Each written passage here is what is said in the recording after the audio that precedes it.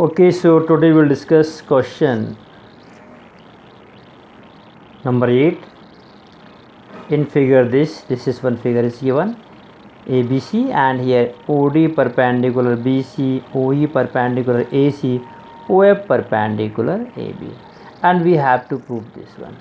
OA square plus OB square plus OC square minus OD square minus OE square minus OF square equals to AF square plus BD square plus C square. First part I am proving, and second one you have to attempt. Look here what is happening.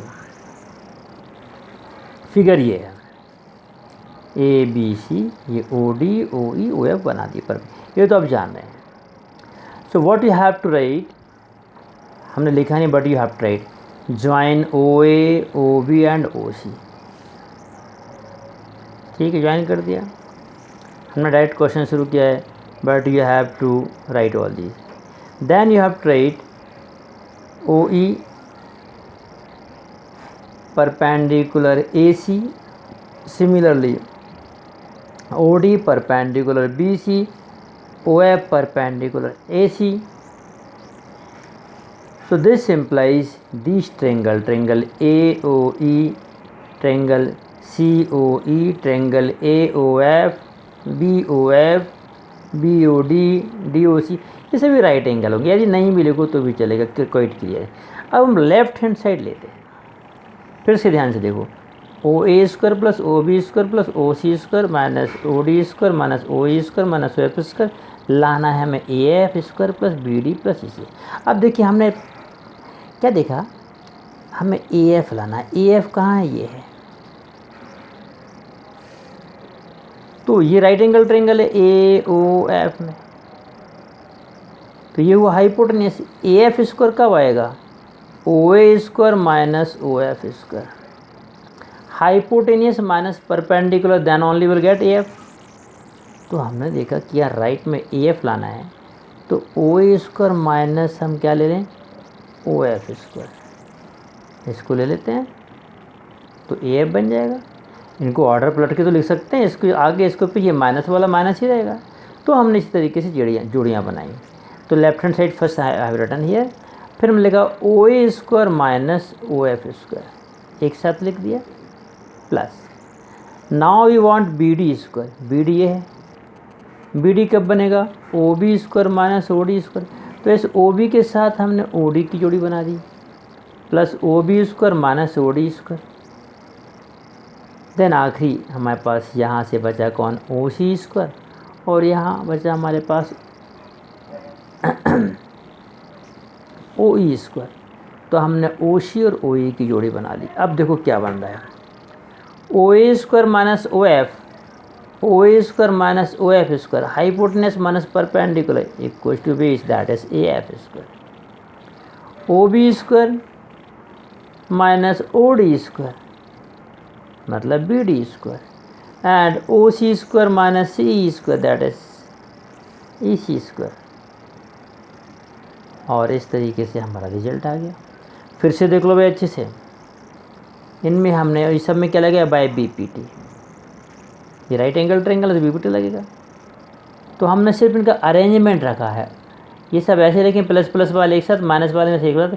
तो ओ ए को हमने ओ ए और O D की जोड़ी बनाई है यहाँ पर, सॉरी ओ ए और ओ एफ की जोड़ी बनाई है, ओ बी और ओ डी की बनाई है, और ओ सी और ओ ए की बनाई है. ओ ए के साथ ओ एफ ही रखा जाए, ओ ई क्यों ना रखा जाए, ये देखने के लिए हमने पहले राइट हैंड साइड को देखा. हमें लाना क्या है, ए एफ स्क्वायर. काश हमें ए ई लाना होता तो हम ओ ए के साथ ओ ई रखते फिर. ठीक, तो ओ ए के साथ ओ एफ रख दिया, इस तरीके से ओ बी के साथ ओ डी, और बन गया ये. This question is over. Now come here the next question, that is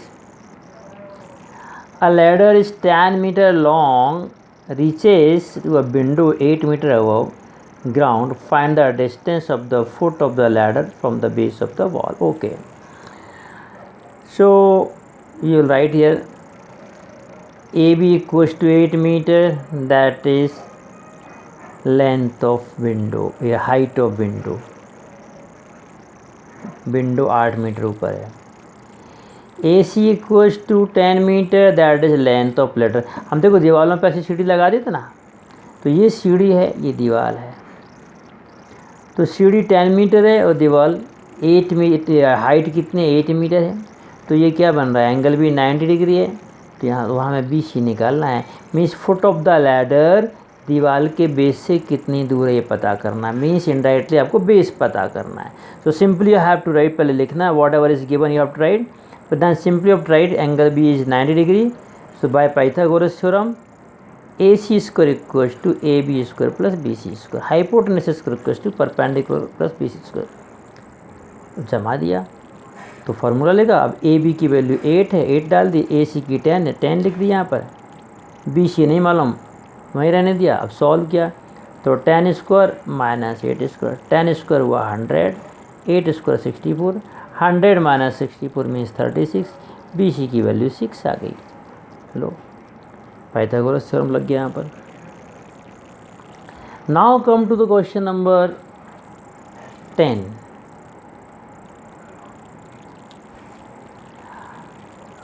A guy wire attached to a vertical pole of height 18 metre and 20 metre long. ठीक है, मैं बता देता हूँ इस क्वेश्चन को भी देखिए। इसमें क्या बोल रहे हैं कि एक वायर है, खंबे से लगा हुआ है, height of pole is 18 metre. ये